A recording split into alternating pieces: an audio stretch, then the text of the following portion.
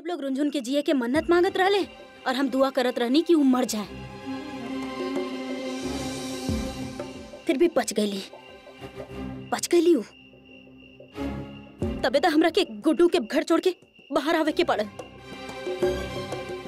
फिर हमर दिमाग में आई, हम नाटक कईनी कि गुड्डू के बच्चा हमार पेट में बा, लेकिन वो गुड्डू से इतना प्यार करेली ना तो गुड्डू के छोड़ी ना घर के और ना गुड्डू के उल्टा सीधा भी ना बोली। तू घड़ा फोड़े गई रहलू, घड़ा फुटले के बदले समंदर बन गई। अच्छा ही बतावा, अपन किडनैपिंग काहे करवले रहलू तू? सब सोच समझ के करावत रहनी। हम गए रहनी अपन नौटंकी पार्टी के कह देनी कि हम कुछ दिन काम ना कर सके नहीं, हमरा के आराम करे के बा। सब गुस्सा हो गए, हम वहां से निकल गए नहीं और आप भी आके वही कोहराम मचा देनी। हम सिर्फ इतना चाहत रहनी कि गुड्डू के यकीन हो जाए कि हमार किडनैपिंग भइल बा। बस ओकर बाद आप फिरौती के रकम मांगब और ई शर्त रखा कि ई रकम रुंझुन ओइजा लेके आए। लेकिन वो गुड्डू ओइजा आके सब गड़बड़ कर देले और हमरा के बचा लेलस। तब हमके यहाँ काहे बुलाइलू? देखी पप्पू जी, आप कुछ हो ऐसा तरीका निकाले कि ई जौन रुंझुन नाम के कांटा बना ये हमार जिंदगी से हमेशा हमेशा खातिर निकल जाए। मतलब कि आप ना दुर्घटना करवा दी और ऐसा दुर्घटना कि रुंझुन के हत्या हो जाए। बस हमार क्या फायदा बा? प्रताप नारायण सिंह के नाम सुनले बानी? वो हमार कला के बहुत बड़ा प्रशंसक बाड़े। हम एक बार आपके बारे में उनका कहब ना, ऐसे आपके विधायक के टिकट मिल जाई कन्नौज के।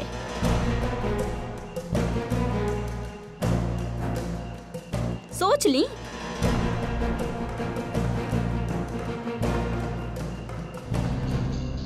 भगवान त्रिलोकीनाथ अगर ई धरती के त्रिलोक में माने ले तो उनकरा से को बिनती बा कि तोरे जैसन खतरनाक इश्कबाज औरत ना पैदा करे। हे भगवान, हे भगवान, बाप रे बाप।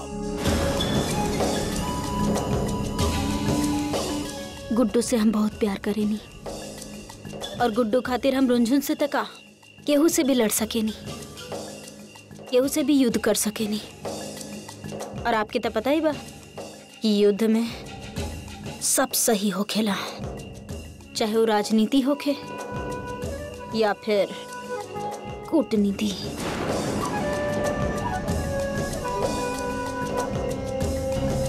अच्छा अब हम चला तानी, आप सब बात समझ गए बानी ना?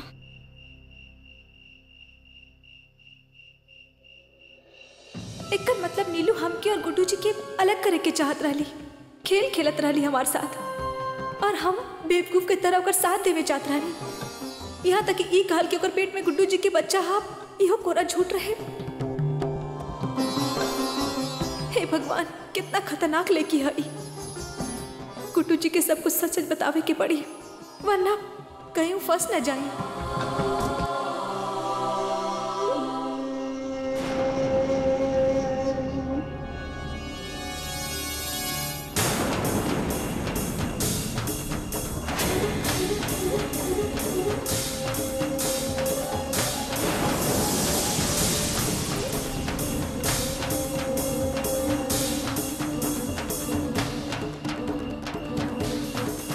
प्रणाम भाभी श्री।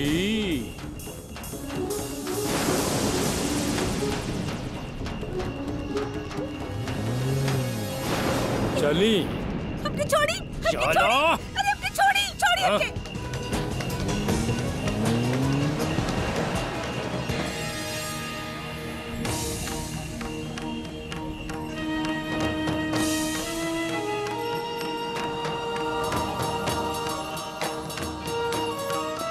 अरे पप्पू भैया, तो गुड्डू तो हमने को रहा होता इन्हें होत बा।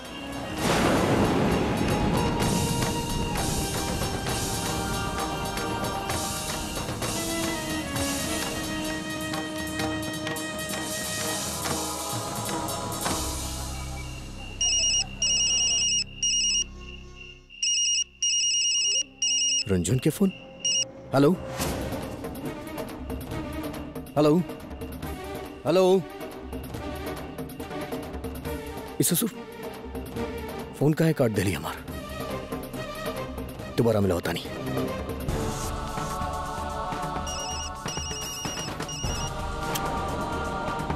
ससुर होत का बा, फोन काहे काटता रही हमारा। चला अब बहुत भइल मनसायन, खेल खत्म, पैसा हजम। अब फोन करतनी स्विच ऑफ।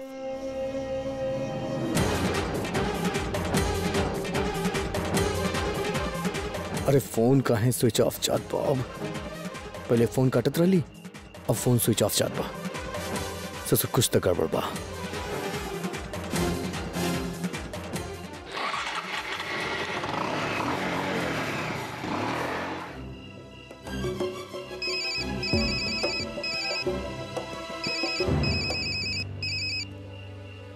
हेलो, ध्यान से सुना पप्पू की आवाज। रानी मक्खी के लिया सिपाही बौरा बौरा ढूंढत बा। निकाल देने हवा गुड्डू शुक्ला के दिमाग के। बस्ती बस्ती पर्वत पर्वत ढूंढत बाने अपन धर्म पत्नी के। मजाल बा कि उके मिल जास। लेकिन एक बात और, जब तक कि भौकाल बाहर ढूंढाई मचौले बड़े, तू जल्दी से घरे पहुंचा। जी।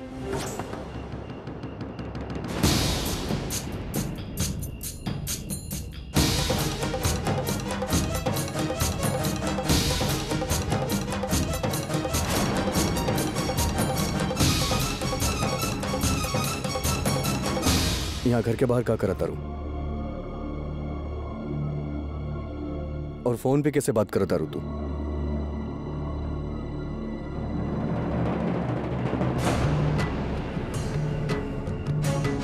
हेलो हेलो के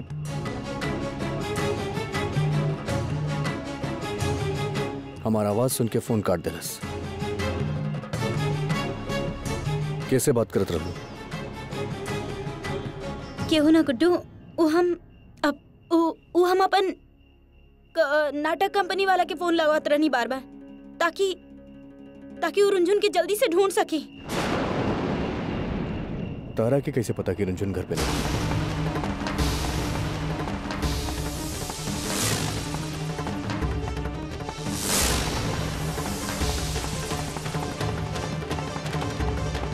ओ गुड्डू, हम करत तारू। हम तोहरा से पूछा तानी, तोहरा कैसे पता रंजन घर पे नहीं खे।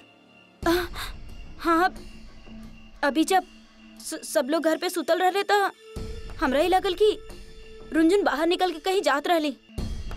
हम आवाज भी लगे नहीं, लेकिन दूरी की वजह से सुनाए ना दिया ओकरा के। फिर अचानक वो कहाँ निकल गई कुछ पता न चलल। और हम ऐसे अपन नाटक कंपनी वाला से बार बार फोन पे संपर्क करे चाहत रहनी, ताकि उनकर मदद से रुंझुन की जल्दी पता चल सके। बस तू हमार मदद ना करा था ज्यादा अच्छा बा। तू बहुत मदद कर ले लू हमार, तो तोरा वजह से बाउल खड़ा भइल बा। तारा वजह से हमार धर्म पत्नी हमके त्याग पत्र देके चल गई बड़े, हमके छोड़ के जाता रही। तहार झूठ के सच मान, तहार मजाक के सच मान ले लियू कि तहार पेट में हमार बच्चा पलत बा। कैसे समझाई ओकरा के। तो हमार जिंदगी नाश करे पे लागल बाड़ू। नष्ट कर दो हमार जिंदगी, दोस्ती के सारा फर्ज निभा ले लू तू। ई बार ससुर हमार पूरा जिंदगी है गलतफहमी के दूर करे में लग जाई कि तहार पेट में हमार बच्चा नहीं के। ससुर फालतू समय नष्ट न करब, रुंझुन के ढूंढे खातिर जाता नहीं। लेकिन जब वो आ जाई तू साफ साफ ओकरा से बोलबू कि तू मजाक करत रहलू। ना गुड्डू, ये मजाक नहीं खे। हम माँ बने वाला बनी और ई जोन बच्चा बा तो हार बा।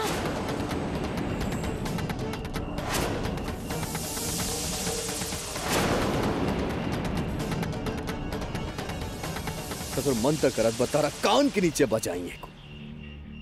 ससुर थक चुकल बानी तहार मजाक सुन सुन। हर बार मजाक ही तो बा और का बा। गुड्डू जोन सच बा वो कबो छुप ना सकेला। वो दिन रात में तू नशा में रहला। रुंझुन, हम तोरा से बहुत प्यार करे ली रुंझुन। तोरा बिना ना जी पाइब, तोके कबो ना भुला पाइब रुंझुन। गुड्डू, रुंझुन, गुड्डू ये का करल बड़ा। गुड्डू गलत बाई। रुंझुन,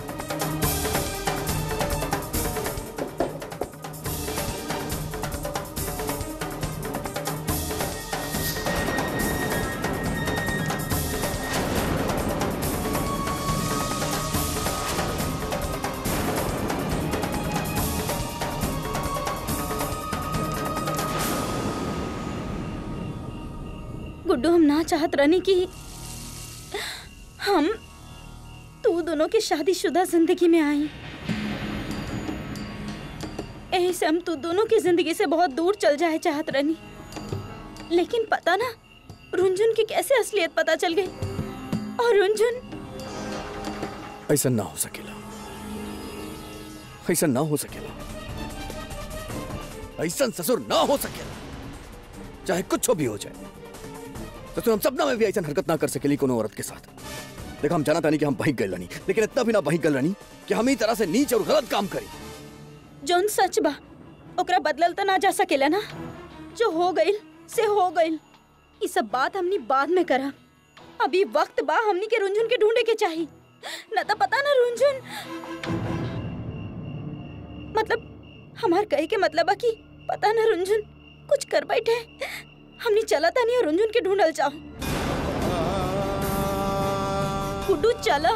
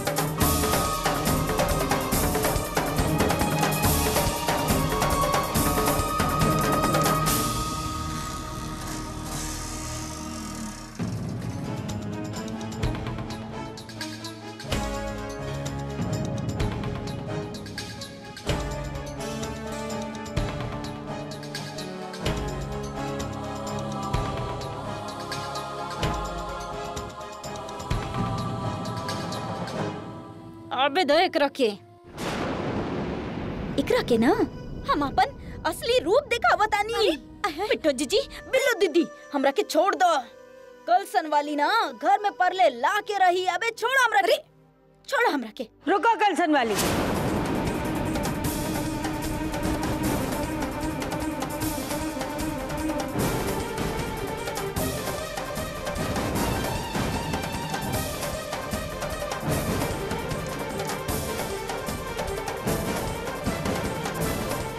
कारे गुड्डू कहाँ है हमार रुंझुन?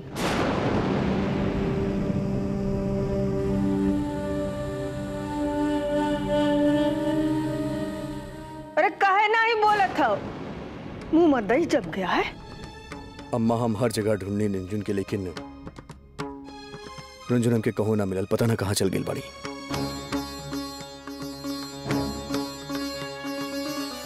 हाय गुड्डू, अरे तू ज्यादा ना अपनी बेबसी के राग ना हलाप। तोरा के हमनी के रुंझुन ना मिली ना।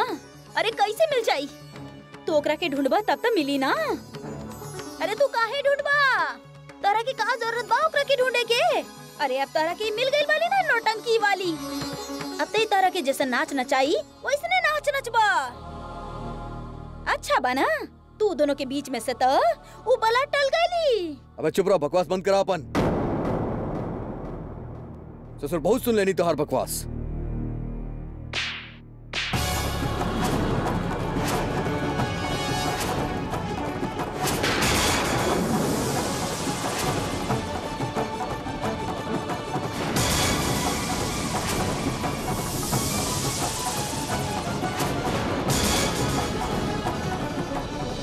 तुम क्या सोचे कि हमरे रुंझुन लावारिस है? उसका साथ कुछ भी हो जाए तो पूछे वाला कोई नहीं। तुम्हारा मन में जो आएगा वही करोगे। काहे हमारी बेटिया को धोखा दिया? अरे तुम्हारे दिल में कितनी सी टीस नहीं जागी? हाँ ऐसा करे का पहला?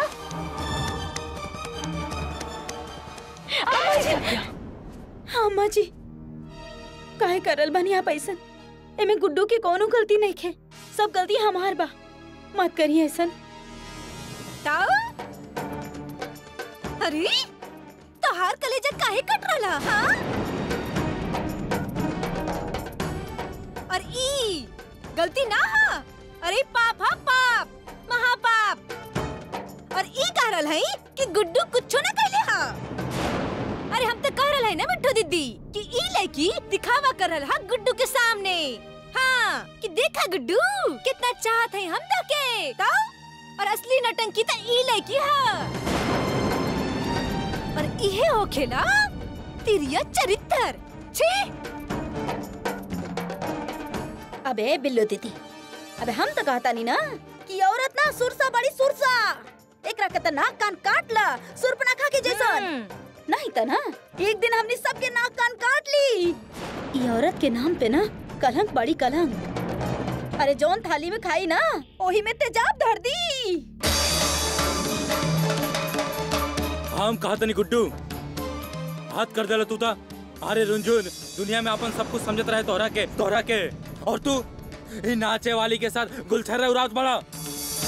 तोहरा के तो इंसान कहते हुए आज हमके रज्जू पांडे की भी शर्म आवता। अरे का न कैले रुंझू तोहरा खातिर। अरे साला गुड्डू, तू हमेशा हमके चोर बोलत रहा और अब तू का कैले ही? तू जे ये अपराध कैले है ना, वो कत्ल से भी बड़ा अपराध कैले बाड़ा, समझ ल तू। रुंझुन न तो के गली के गुंडा से इंसान बना देहलस और तू का कैला? ई लड़की के बदला में अपन जिंदगी से रुंझुन के ही बदल देला, ओकरे ही बेदखल कर देला।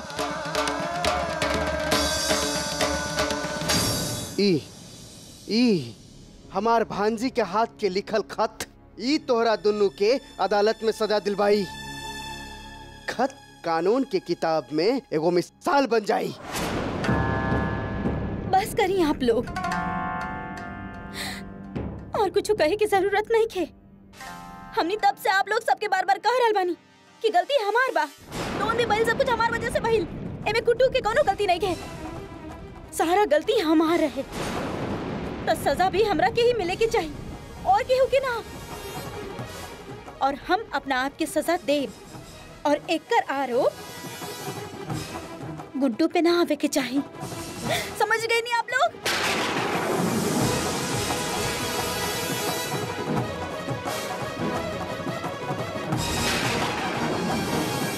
ए गुड्डू, देखो देखो क्या करे थे? अरे टंगाई को का दावत में? अबे छोड़ो, अबे ना गुड्डू वाली। अरे गुड्डू हाय हाय देखी जरा। अरे तो हाथ के बात ले ली ना जिए के भाई पाप के साथ छोड़ो।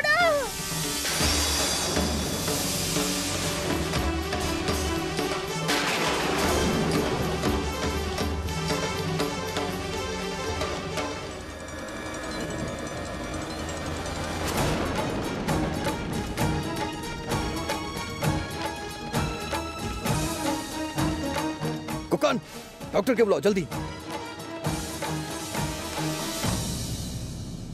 देखी घाव थोड़ा और गहरा होई तो इनकर जान के खतरा हो सकत रहे।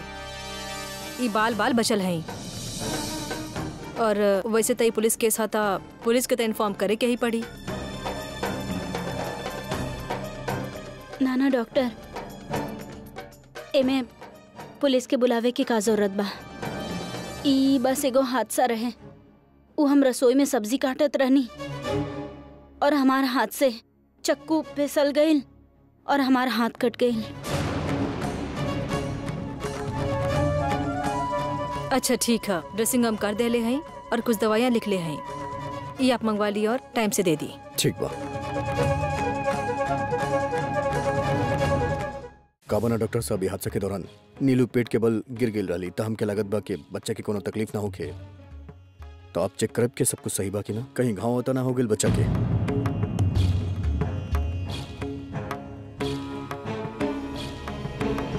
हम तो फंस गई नहीं, अब हम का करी? ठीक, हम अभी चेक कर लेते हैं। नाना डॉक्टर, चेकअप के का जरूरत बा? चेकअप हमनी बाद में भी कर सके नहीं, काहे कि हमार तबीयत ठीक ना लग रहा। सर में भी दर्द हो रहा बा और घूम रहा बा बहुत। देखा घाव ज्यादा है ना, यही खातिर कमजोरी हो रहा। और वैसे भी ई टेस्ट में तो के कोनो परेशानी ना हुई, ठीक है? आप लोग प्लीज जरा बाहर जाएं। आप दरवाजा बंद करें। तो हमारी झूठ गुड्डू के पता चल गई था। ससुर देखत देखत तमाशा खड़ा हो गए। कहाँ ही नीलू और अब रुंझुन पता ना कहाँ चल गई बाड़ी।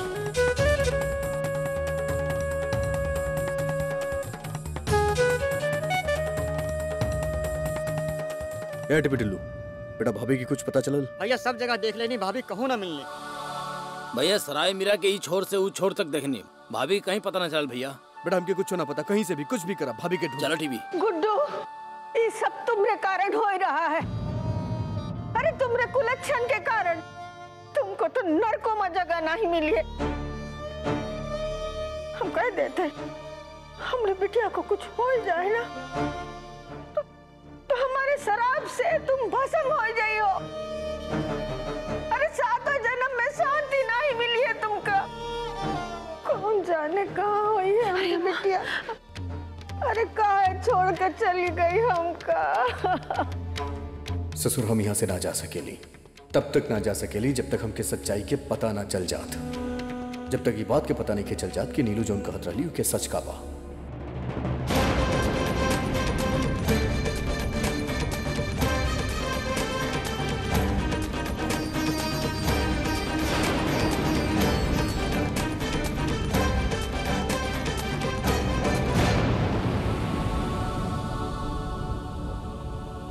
ससुर समझ में नहीं क्या वो डॉक्टर इतना समय कहे खाता नहीं। ई तरफ इंस्पेक्टर साहब अरे जरा रुकी ता। डॉक्टर चेकअप करल है ना, क्योंकि जैसे मना कैले हैं। हाय हाय, अरे चलिए इंस्पेक्टर साहब, चलिए इंस्पेक्टर साहब आप जल्दी से खोलवाई दरवाजा। ए अरे खोलो दरवाजा।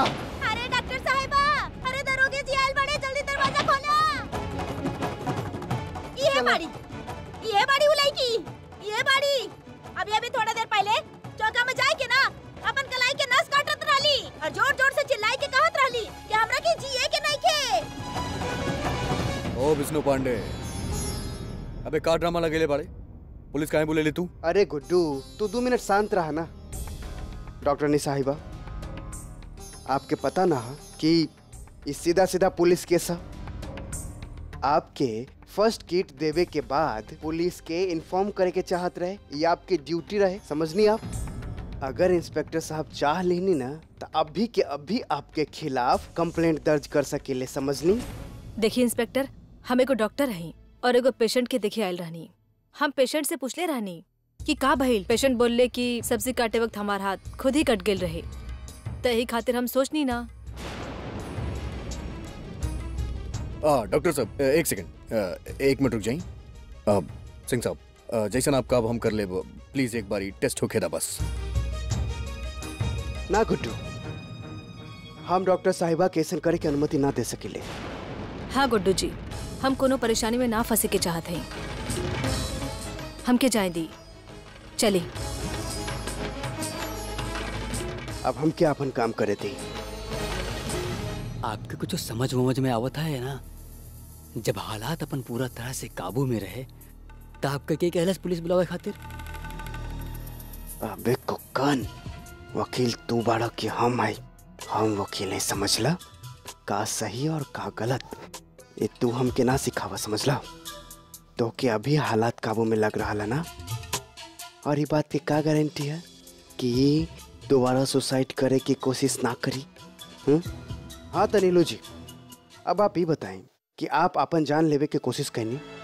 इंस्पेक्टर साहब, ऐसा कोनो बात नहीं है। वो हम रसोई में सब्जी काटत रहनी और हमार हाथ कट गई, बस। हाँ?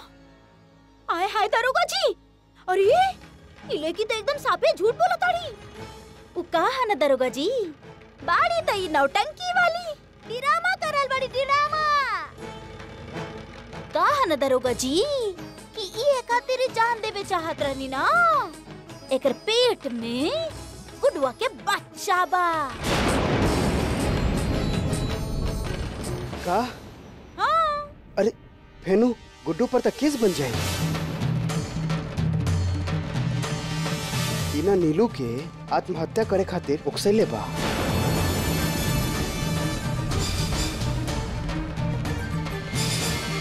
गुड्डू, एकरा खातिर तो के हमरा साथ थाना चले के पड़ी।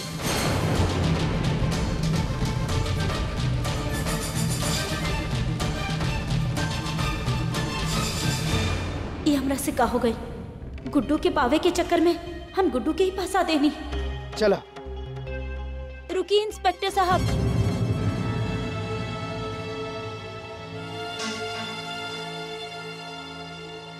देखिए इंस्पेक्टर साहब, ये लोग जौन कह रहल बड़े आपसे सब झूठ बा।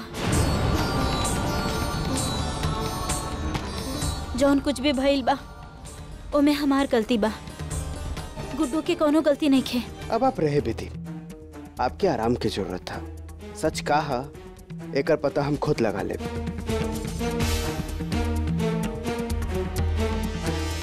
हाँ तो गुड्डू शुक्ला, अब आप बोली कि नीलू ना आत्महत्या करे की कोशिश कैले या ना?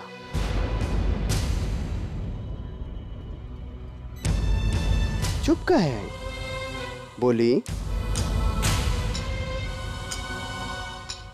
कोनो बात ना है, इतना सारा लोग यहाँ जो मौजूद है, ये गवाह काफी है हमरा खातिर।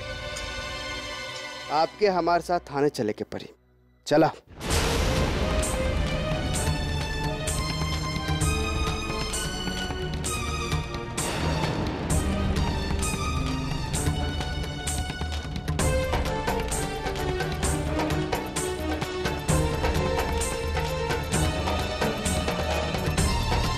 समझ ना आ रहा कि का करी।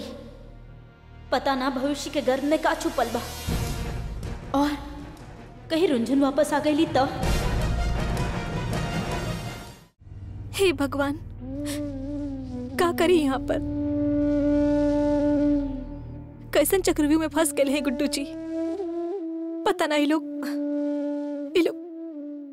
हमार गुड्डू जी के साथ कुछ ये लोग कोनो और साजिश। हम का करी? हे भगवान, भगवान मदद करी गुड्डू जी के, कुछ करी। उनका शक्ति दी भगवान कि वो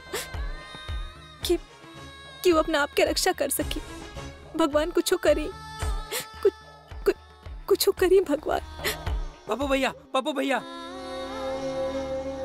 वो साहू हवलदार के फोन आई रहा।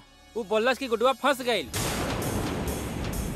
हिंदी ना पढ़ाओ बे हमके, वरना तोहार बीबी बच्चा तोहार इतिहास पढ़िया काल, तोहार भूगोल गायब हो जाए कन्नौज से।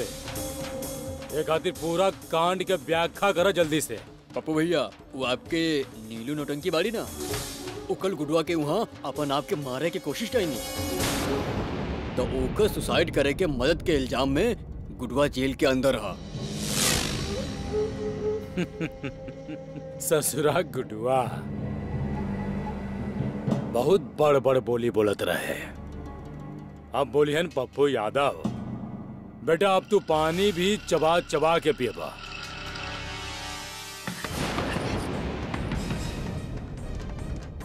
पप्पू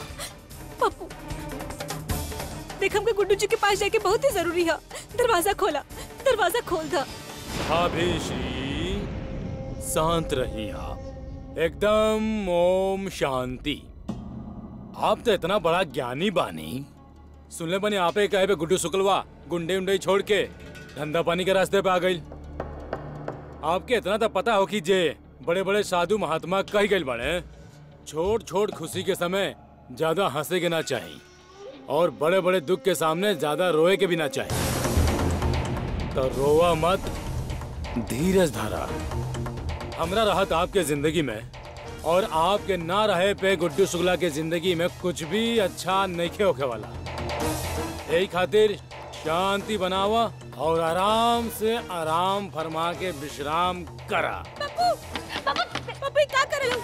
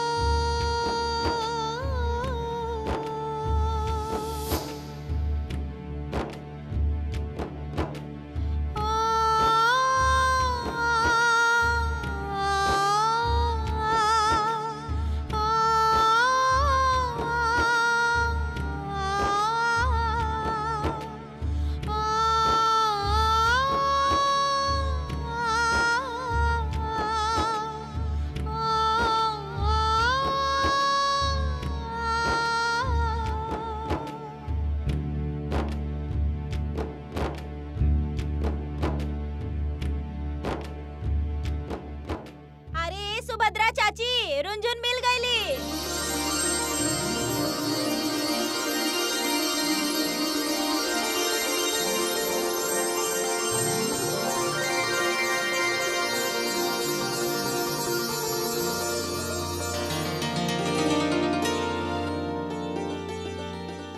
रंजुन, अरे रुंझुन बिटिया कहाँ चल गल रहलू तू?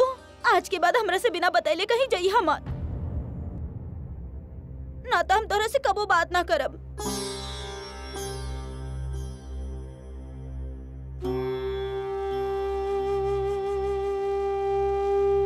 चला बिटिया खाना खा ला।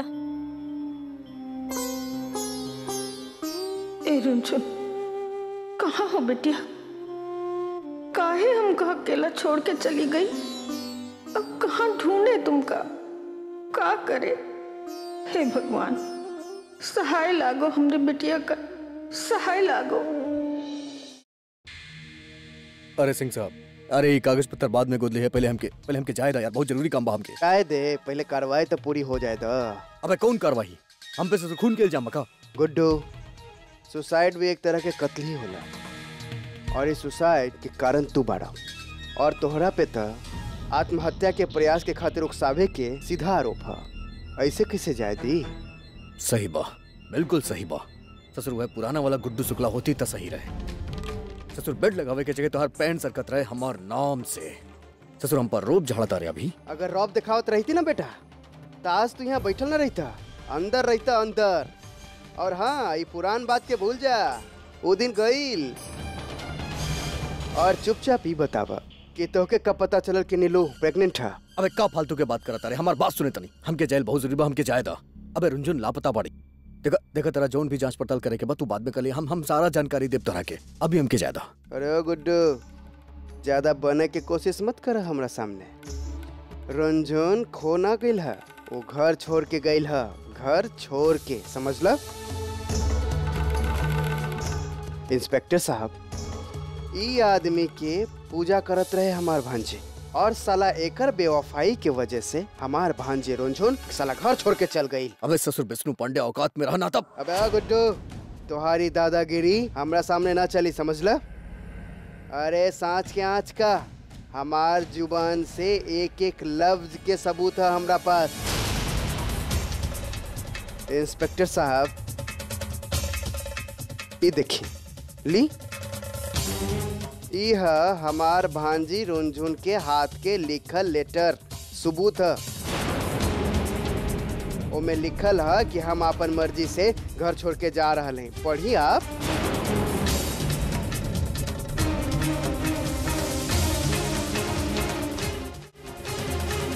वाह वकील साहब वाह, मान गई आपके भाई। आपके पास तो हर बात के पुख्ता सबूत रहेले।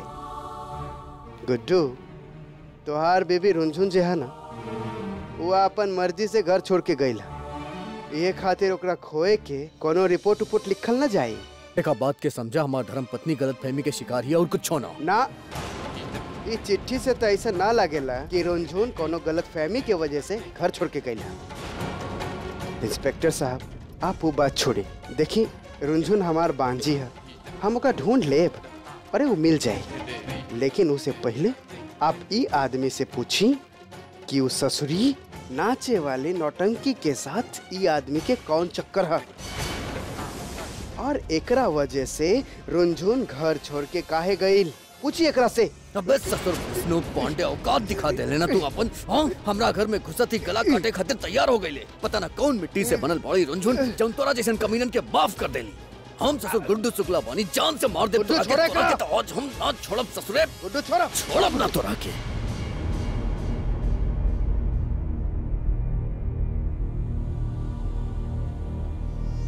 सिंह साहब, हम तोरा आगे हाथ जोड़ता नहीं, कृपया करके रुंझुन के ढूंढा। जैसन तू कहबा, जौन कहबा हमू करब, बस रुंझुन के ढूंढवा था एक बार। ना गुड्डू, पुलिस तोहार कोनो मदद ना कर सकेले।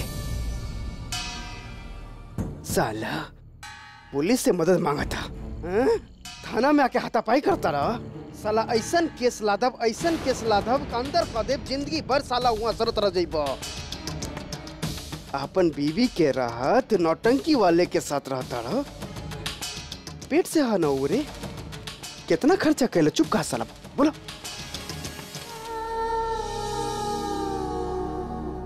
बहुत क्रांतिकारी कदम उठौले रहलू भाभी श्री आप, खिड़की से फरारी। लेकिन एक बात जान ली, हम अंग्रेज नहीं की जे आपके गरम क्रांति से डर जाए, और ना ही कोनो अंग्रेज वाला आदत बा हमरा में। दोबारा हमारे साथ छोड़ के जाए के कोशिश मत करिया, का समझ लो? भलाई यही में बा कि चुप मार के आराम करा।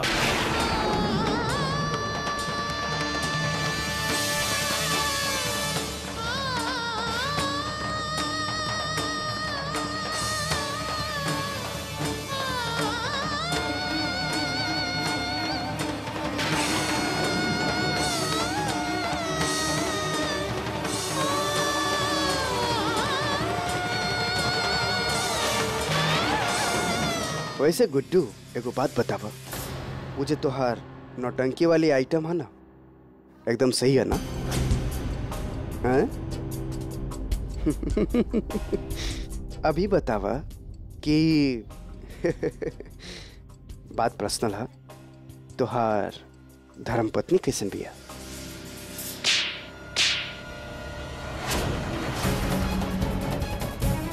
अपन औकात में रह, न तो अफसोस मार मार के दरोगी बना दे भी थाना में। तो कौड़ी के गुंडा हमरा पर हाथ उठावता रहा, हमके मारता रहा। अरे पकड़ साले के, ले चल साले के अंदर। हराम ज्यादा, मार मार के तो हाथ के हाथी ना बना देली तो साला हमार नाम भी इंस्पेक्टर कृष्णा पुजारी ना हो।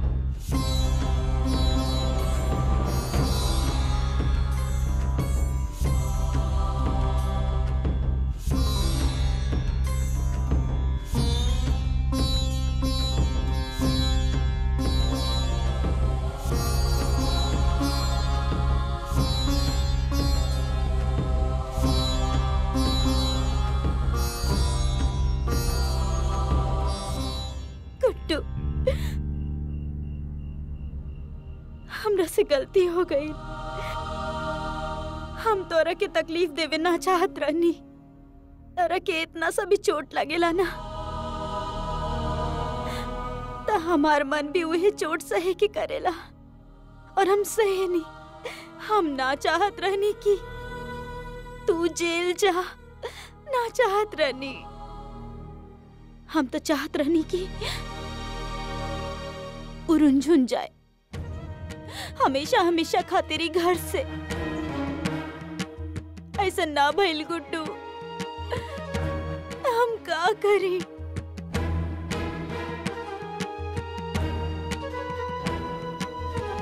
नीलू,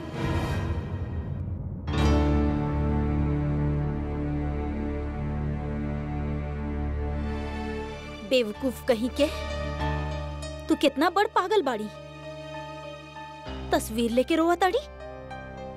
वाह, तस्वीर से ही कह देलू कि तू गलती कैलू और ओकरा से ही माफी मांग ले लू। और तोरा के ऐसन भी लग गइल कि ऊ तोरा के माफ भी कर देलस। और ना तका ये सबसे अच्छा तरीका बा माफी मांगे के। ए नौटंकी नीलू, मक्कार कहीं के, कर ला ये तस्वीर से मक्कारी कर ला। जरा सोचा, गुड्डू के तोहार मक्कारी के बारे में पता चली तो ऊ का करी? अरे अंदर अंदर अगर ऊ तोहरा से प्यार भी करत होगी ना तो ई जाने के बाद तोहरा से नफरत करी। और ई सोचा, तोहार सबसे बड़ दुश्मन रुनझुन वापस आ गई तो तू का करबू? सोचा। देखा नीलू, हमार बात मानो, ई किस्सा इहे खत्म करो। रुनझुन के अपन रास्ता से हमेशा हमेशा खातिर हटा दो।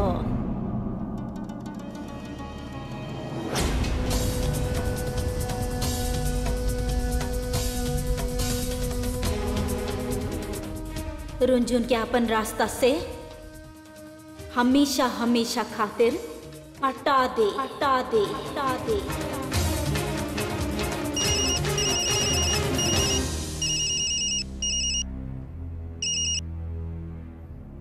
हेलो।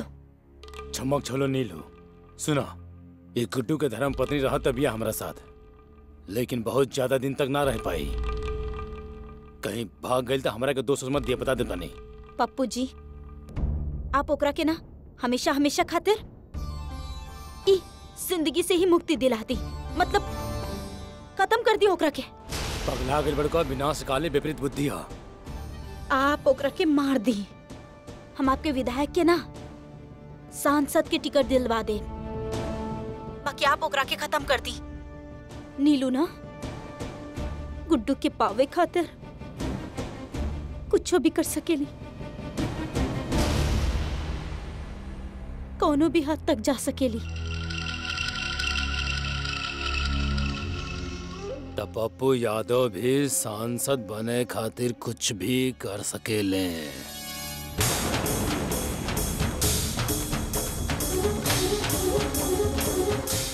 ठीक बा नीलू नील कुमारी, इस सुंदर नारी के तो हम सुंदर विनाश तक कर ही दे, लेकिन अगर हमरा साथ धोखा भइल तो हम तोहार विनाश कर दे। ना ना, बस आप काम निपटा ली, आपके सब काम हो जाए।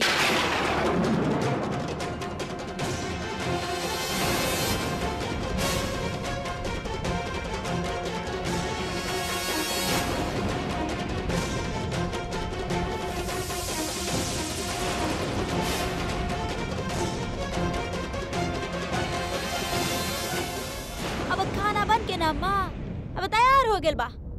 ए बिल्लू दीदी, डायमंड, मिट्टू जीजी, अबे काहे ऐसन चिंता कर ताड़ू? आ जाई ना हीरोइन। ए अम्मा, तू ऐसे हाथ पे हाथ धर के काहे बैठल बाड़ू? तू खाए खातिर आ जा अम्मा, खाना ठंडा हो जाई। कलसन वाली, अब ही रहे दो, थोड़ी देर और रुक जाओ। रज्जू बंटू गए हैं, देखे का खबर लात है, अब खाने का जी नहीं करते।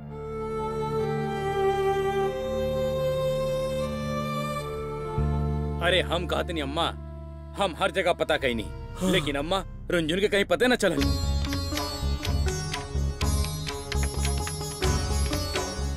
हाँ माँ, कन्नो से कोना कोना देख लेनी, लेकिन रुनझुन के कुछ पता ना चलल। अरे अम्मा, रुनझुन के तो पता चली न रहा। एकरा अलावा वो गुड्डू न वहाँ हंगामा खड़ा कर देले।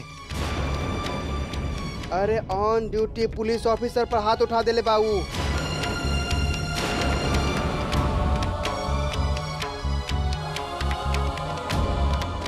वो तो गैल जेल के भीतर।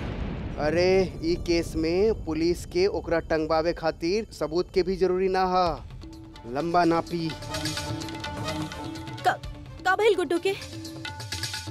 अबे अबे ज्यादा ना, अबे गुड्डू लगाओ मत दिखावा।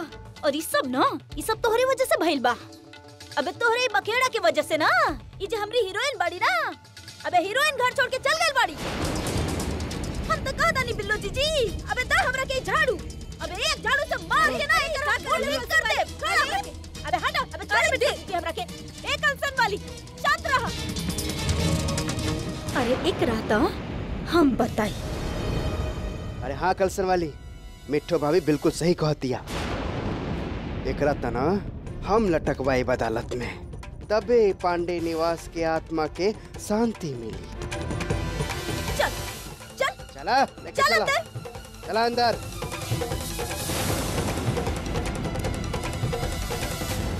बहुत बोले लगल बाड़ू ना तू, हाँ बहुत जबान चले लगल बाड़ा तोहार। अबे नौटंकी सुना, ई बतावा ई का पागलपन है, ई का करे जात रहू तू? बोला नीलू, तू तो गुडुआ के खातिर बहुते परेशान दिखावा ताड़ू, लेकिन काम के बाद एको ना कैलू। बस तहरा के देखे से लागता कि तू कौनो कहाँ तक मंसूबा बनावे चाहताड़ू। हाँ मिठो भाभी, ई जरूर कोनो साजिश रच रहल हा, और अगर तोहार ये हाल रहल ना, तो साजिश के जगह सबूत बन के रह जेबू तू, समझ लू। और हाँ, हम तोहार साथ सौदा ई खातिर कैले रही ताकि गुड्डू और रुंझुन दोनों अलग हो सके, लेकिन तू तो साला हमार ही केस के हमार ही खिलाफ खड़ा करे पर लगल हो। आय हाय, हमरा के त लागता ना कि प्रेम के चक्कर में नौटंकी वाली अपन जबान के झोला पलट दी और सारा राज खोल दी गुडुआ के सामने में। हम तो कहता नहीं कि तनी समझ के चला, नहीं तो घन चक्कर में उलझ के रह जाइबू। और वैसे भी तो हर चक्कर में रह के ना सारा प्लान उलट गई बा।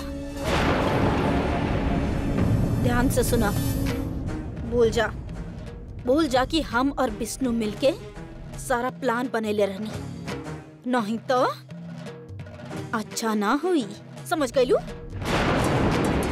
हम तो तारा के दीपावली के दिन देख ले रहली, तो सोच ले रहली कि तू हमनी सबके खातिर काम के चीज बाड़ू। तू कोनो बड़का बवाल खड़ा करबू, जैसे हमनी सबके सारा बवाल कट जाए। लेकिन अब तो लागता ना कि हम सबे गलते सोचत रहनी।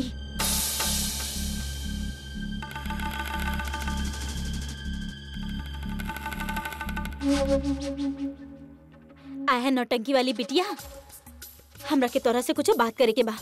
आप लोग एजा का करल बानी और बात का बा? अरे बात बिटिया। बतावे तो हम यहाँ आयल हैं। हाँ। देखा, एक बार हमार पहले सुन लेबू तो तू के खुद ब खुद पता चल जाई कि हम यहाँ काहे आयल हैं। मिठू भाभी लेके आई। लेकिन यही आप तो आवा, कहाँ लेके जा रहल बानी? आवा। देखा, हमार मानल ई है कि कोनो भी केस हो ओकरा कोर्ट के बाहर ही निपटा लेवल बहुत अच्छा रहेले। मतलब ई कि हम तोहरा साथ संधि करे आयल हैं, सौदा करे। देखा, हमके अच्छा तरह से पता है कि तू गुड्डू के पावल चाहता रो, सही है ना? और एकरा खातिर हमके गुड्डू और रुंझुन के हमेशा के लागी अलग करे के पड़ी। देखा, तू चाहत हो तुहार दुनिया हरा भरा रहे, और हम चाहत हैं कि हमें हमारे घर वापस मिल जाए। हम खाली ये ना चाहतानी कि हमरा के घर मिले, हम तो ई भी चाहतानी कि पांडे निवास पर हमनी सबके कब्जा हो जाए।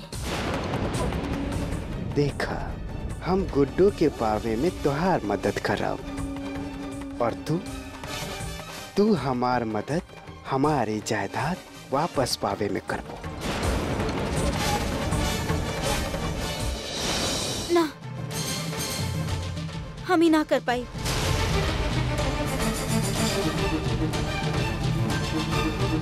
ठीक है, अगर तो के सौदा मंजूर ना हो तो तुहार मर्जी, लेकिन फिनू तो गुड्डू के हमेशा के खातिर भूल जा।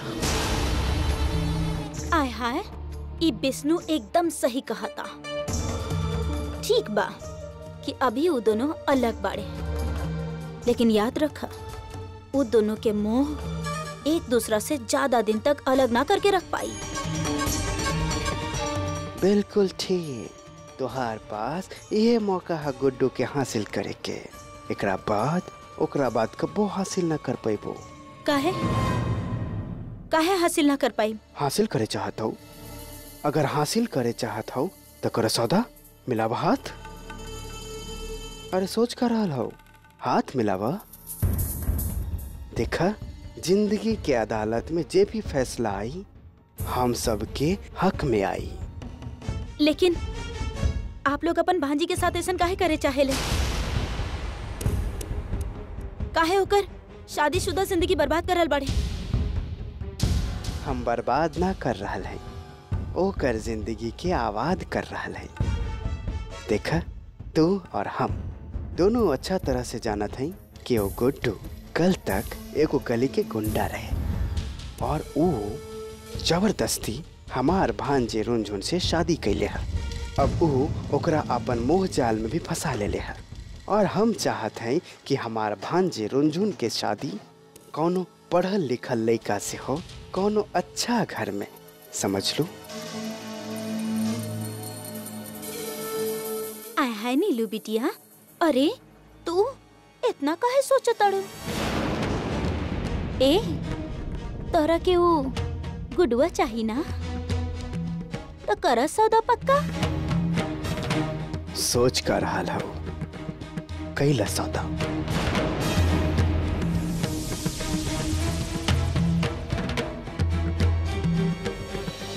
सोच कर हाल हो, कैला सौदा।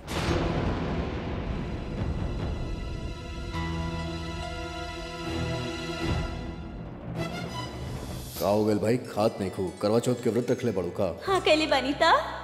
केकरा खातिर हमके भी तो पता लगे। अच्छा पति मिले यही से, बिल्कुल तहरा जैसन। का बना हमरा जैसन सिर्फ एक बार, सिर्फ एक गुड्डू शुक्ला। अच्छा, और का बना हम ससुर विवाहित हो चुकल बानी, अभी वचनबद्ध बानी। अब ये सब ना तोहार गलत फहमी बा, ऐसा कुछ नहीं के। भूल जा हमरा के।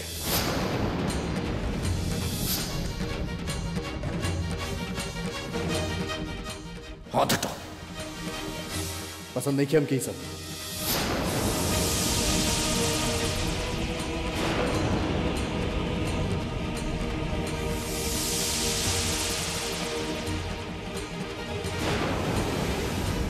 सौदा पक्का।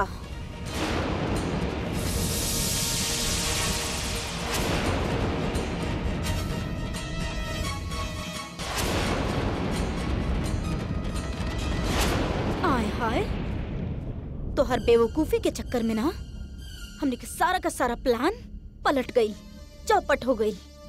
अरे जाए के रहे गुडवा के घर के और चल गई हमार बोझा रानी, हमार रुंझुन। आप लोग चिंता मत करिए, हम अभी पप्पू यादव से ही बात करत रहनी ताकि वो रुंझुन के ढूंढ सके। और रुंझुन जब तक ही घर में आई ओकरा पहले तक ये मकान आप लोग के नाम हो चुकल हुई। आय हाय, ऐसा ना हो सकेला का? तो करवाए दा। लेकिन का? लेकिन ई कि कबो कबो हमके तोहरा पे शक होले। हमरा के तो कबहू लागेला ना कि वो बोझा रानी से वो चिट्ठी भी तू ही लिखवाले रहलू और हमार बोझा रानी के घर से तू ही भगैले बाड़ू। लेकिन हम ऐसा काहे करब? काहे कि ओही में तोहर फायदा जोन बा। देखा, रुंझुन तक घर छोड़ के चल गई और अब तो के गुड्डू तो मिले जाए और साथ में घर भी। देखी, हम ऐजा गुड्डू के घर हासिल करे ना आयल बानी, हम ऐजा गुड्डू के प्यार हासिल करे आयल बानी। और हमरा के पता बा अगर हम आप लोगन के साथ कुछ गलत करे के सोचब ना तो आप लोग गुड्डू के सामने हमार पोल खोल दे, साबित कर देब कि हमार पेट में कोनो बच्चा नहीं है। आप लोग ही बताई का गुड्डू ओकरा बाद हमरा के अपनाई? वाह वाह, हाँ तो तू विरोधी पक्ष के वकील, पर हमार ताकत के अंदाजा तो के हाँ। आय हाय, जब तू इतना जाना तोड़ू तो ठीक है बा। चलो विष्णु,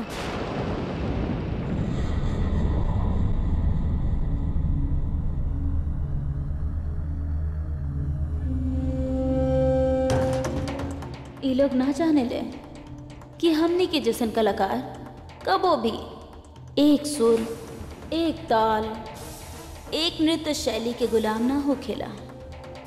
जहाँ देखे वाला उबल वहाँ सब बदल जाला।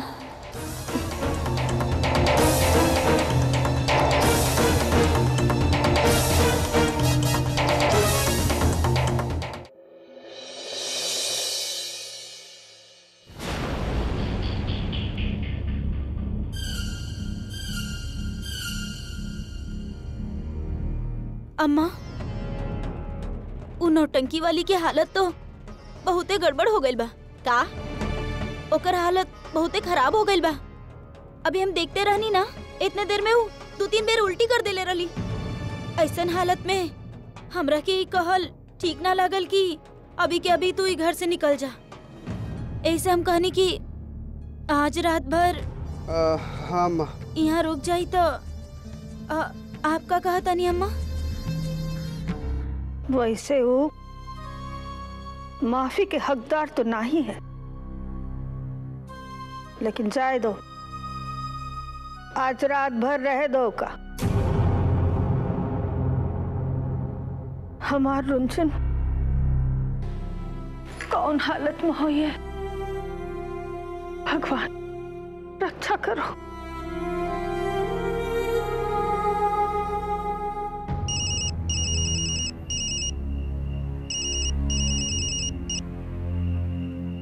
हाँ हाँ पप्पू जी, पहले ये बताएं कि काम भइल कि ना भइल। अच्छा जाने मन, पर शादी चढ़ाव के मत कहिया, ये बलि चढ़ाव वाला काम है। चाहे झटका दी चाहे हलाल करी, रुंझुन शुक्ला के मोक्ष मिलल तय है। पूर्ण में हुई तीसरी, भवसागर पार भाभिश्री। ठीक बा, जब आपके काम निपट जाए तो आप हमरा के फोन कर दे।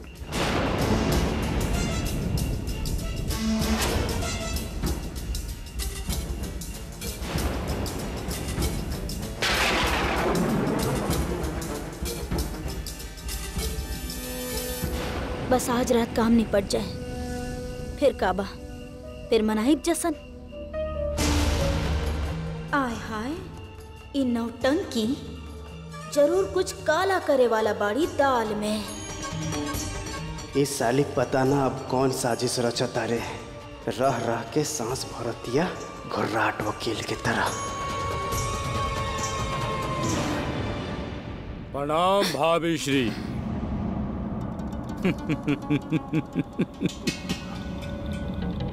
एमपी कितना सुंदर शब्द बा, एमपी। एमपी आप माने महान पत्नी, हम एमपी माने मेंबर ऑफ पार्लियामेंट। लेकिन एगो एमपी के आज इस्तीफा देवे के पड़ी। आपके त्याग के भावना दिखावे के पड़ी। कहा कि देखा, संसार जौन बा आसार हा, शरीर नस्वर हा, मिट्टी में मिल जाएगा बा आज ना ता काल। ताजे सही का फर्क पड़ता। चला तैयार हो जा, आखिरी यात्रा। ना पप्पू ना। प्रणाम। ना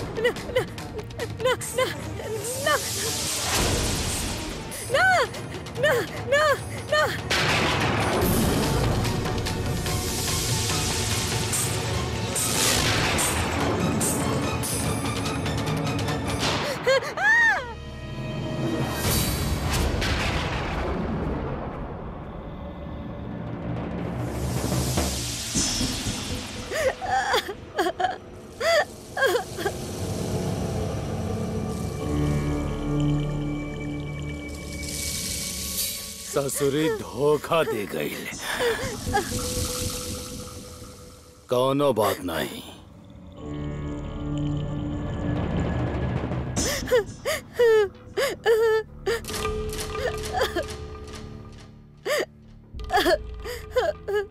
का डर लागत बा? न न न न डरे के कोनो जरूरते नहीं खेई में। देखी हम तो आए रहनी आपके सीधा खत्म करे। ससुरी कट्टा धोखा दे गई। अब क्या बताएं? आदमी तो आदमी ससुरा, आजकल मशीन भी धोखा दे देता। ना तो अब तक जोन बा भाभी श्री आप भाव सागर पार हो गई रहती। न लेकिन कोनो बात नहीं। ये देखी भरोसा का समान रामपुरी, राम जी के नाम जुड़ल बा, एकदम तकलीफ ना होगी। नॉन स्टॉप डीलक्स यात्रा गारंटी के साथ। पप्पू हमको काय मारे के चाहत हो तू? देख हम तो हर काम बिगाड़ ले है। हमके गुड्डू जी के पास जाए था। उनका हमारे जरूरत था पप्पू। तू उनका से पैसा ले ला, जितना चाहता उतना दे दी है वो। हमके चाहिए था। कहा तबिया ठीक ही जाके राखे साइया मार सके ना कोई। लेकिन ये तो वैसे ही मरन मराइल बिया। एक मार के हमके कहाँ मिली? कहीं नीलू अपना वादा से मुकर गई था। हत्या के पाप भी सिर पे और पाप के इनाम भी ना मिली। अगर ये जिंदा रहल तो कम से कम गुड्डू से मनमाना पैसा तो वसूल ले। हम पैसा भी आ जाए और गुड्डू से अपन बदला भी पूरा ले। वैसे भी नीलुआ औरत नहीं के नागिन बिया, कबो डर सकेले। ओकरा पे भरोसा ही पतन के कारण होखेला। अगर वो भरोसा तोड़ देहलस तो गुड्डू के बीबी हमरा काम आ जाई। जिंदा रही तो वैसे ही नटंकी वाला हमरा काबू में रही। झक मार के हमरा के वो टिकट दिलाई। हमार उनका से बात करावा पप्पू, हमार उनका से बात करावा। का सोचलो हमार उनका से बात करावा? अरे भाभी जी चुप रहा। विचार प्रवाह के भंग मत करा।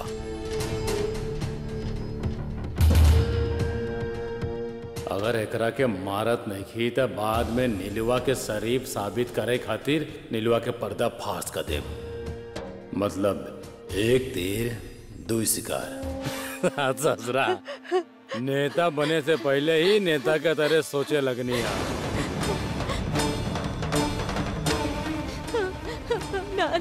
ना पप्पू ना।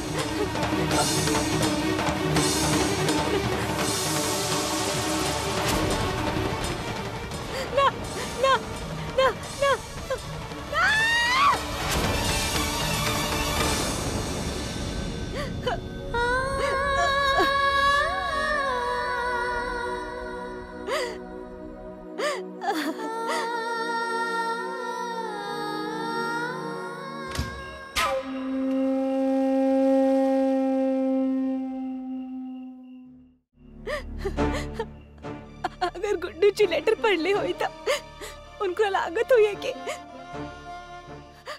हम कहीं चल गए ले। उनका का पता कि पप्पू यादव हमके किडनैप कई के। हम का करी भगवान, हम का करी।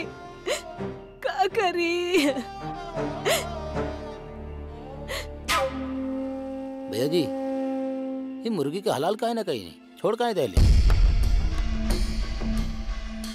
बड़ा ऐसन बा की साधारण मुर्गी नहीं खाई, सोना के अंडा देवे वाले मुर्गी है। और पप्पू यादव इतना बेवकूफ नहीं खन कि एकरा के मार दे। दुनिया में आज तक दो ही लोगन के अचानक ज्ञान के प्राप्ति भइल बा, एगो गौतम बुद्ध बाबा और दूसरा अब्बे अब्बे खुद पप्पू यादव के। का समझला?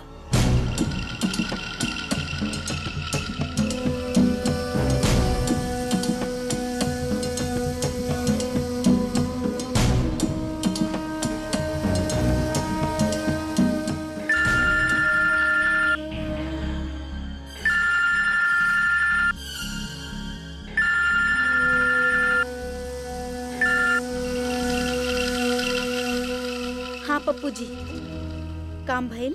अरे नीलू हमार जान, काहे जॉन जानी जनार्दन के तरह फुसफुसा के चकचका के बात करत बाड़ू? हाँ, फिर कोनो तिस्मी तैयारी बका?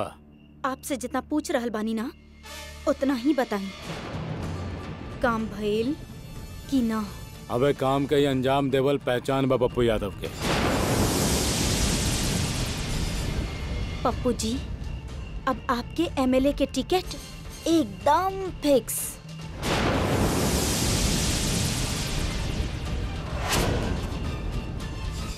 अरे तू पहला बार में विश्वासघात कर देलू। दिखल तो हर तिरिया चरित्र के चरम। काल कहत रहलू एमपी आज ऐसन बा, हम तक एक चूड़ी चढ़ावत बानी और तू हमके 2 चूड़ी नीचे उतारत बाड़ू। कहाँ एमपी कहाँ एमएलए? अरे रे पप्पू जी, वो गलती से मुंह से निकल गई। आप एमपी ही बना बस। पप्पू जी, अब हम आपसे बाद में बात करत आनी, ठीक बा?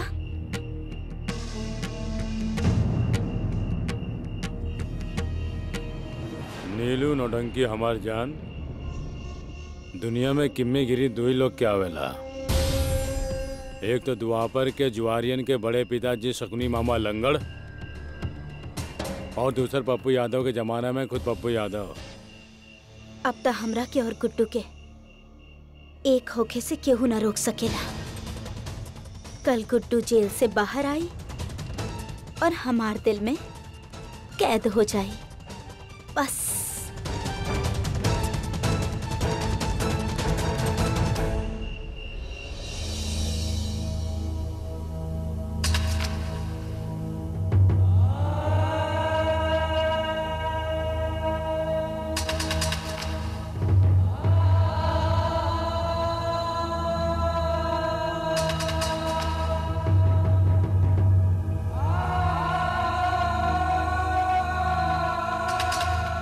का पता कहाँ पड़ी ससुर, कौना हालत में बाड़ी रुंझुन, कहूँ कोनो मुसीबत में तो नहीं है।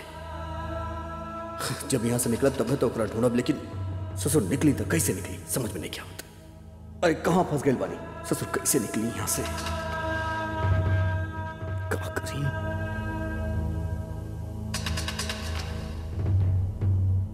ओ हवलदार साहब, अरे हमार धर्मपत्नी कल से लापता बाड़ी। देखा हमके जायदा यहाँ से, हमके यहाँ से ज्यादा बहुत मुश्किल में पड़ जाई। पता ना कहाँ पे हुई, हमके जायदा यार यहाँ से।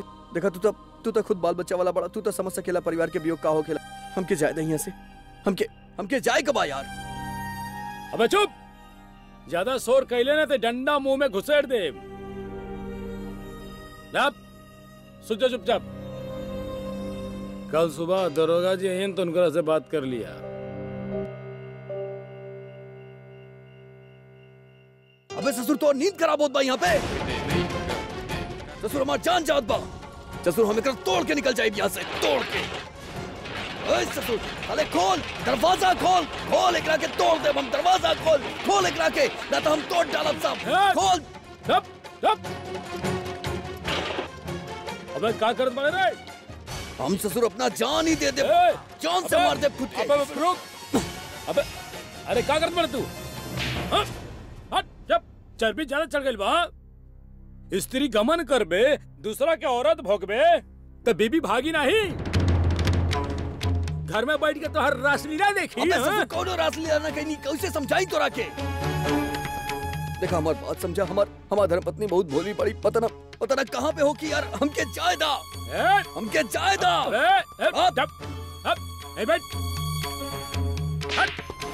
बैठ। बीबी भोली भाली बिया अबे तो हर बीबी सीधे साधा ना होई तो घर से भगबे ना करी। ससुरा जौन कर्म कैले वाले ना वही में वह गर्दन दबोच दी। अभी नाटक नौटंकी बंद करा। तोरा जैसन 72 को रोज आवेला यहाँ। बहुतों का सीधा कैले बानी हम यहाँ। मार के ढेर बना देम तोर। झाड़ झंकार के तरह पड़ा रहा ही जा।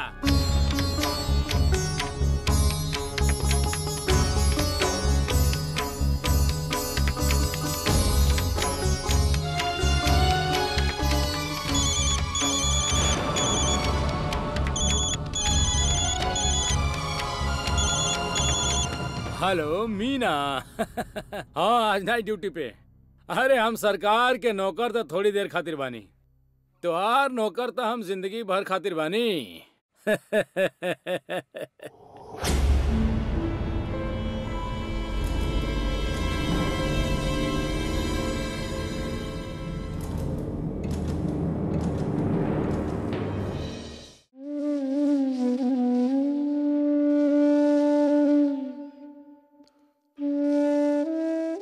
कौनो चमत्कार करो भगवान, हमार गृहस्थी टूटे बिखरे से बचाए ले। अरे दिखाए दो अपन शक्ति। अब बस तुमरा ही सहारा हो। हमरी रुनझुन गुड्डू का मदद करो। दोनों को मिलाए दो भगवान। दिखाए दो अपन लीला।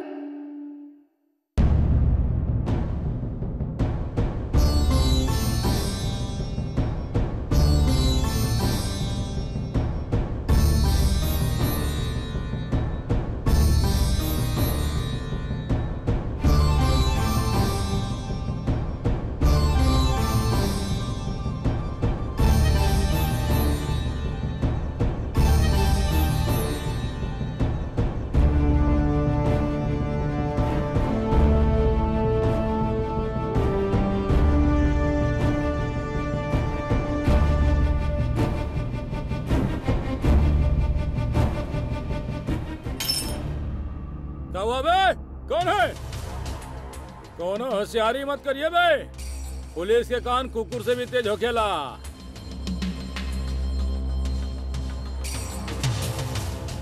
हाँ हाँ बोला।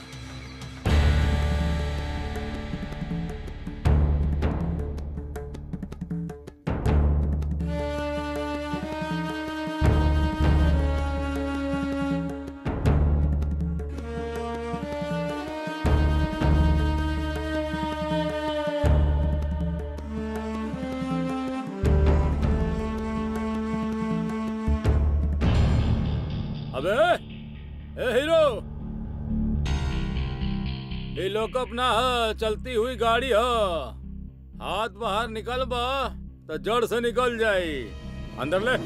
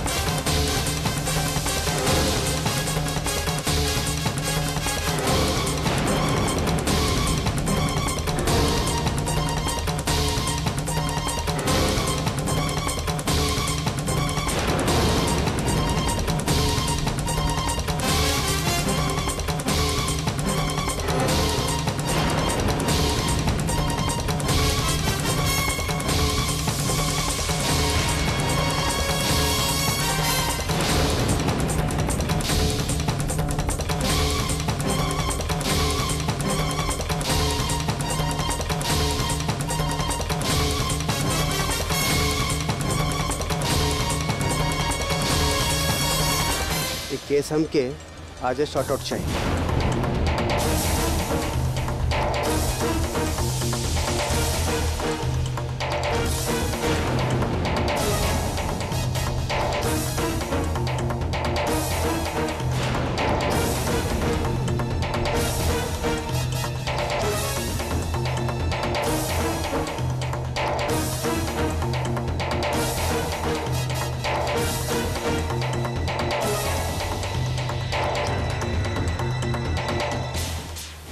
हवलदार,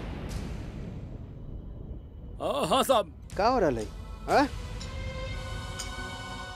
ये सर सुतल ना रहनी है सर, अब ध्यान करत रहली। अगर आज के बाद तोके सुतत देखली ना तो इहे लॉकअप में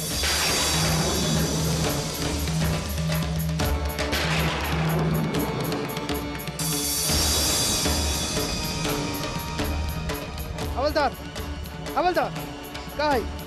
हाँ? ताला किसे खुलल? वो गलती हो गई सर। अगर यहाँ से कोनो भी केती बाहर भागल ना तो तू लॉकअप के अंदर रहबा, समझला? जी सर। एकर ख्याल रखा, ख्याल रखिया।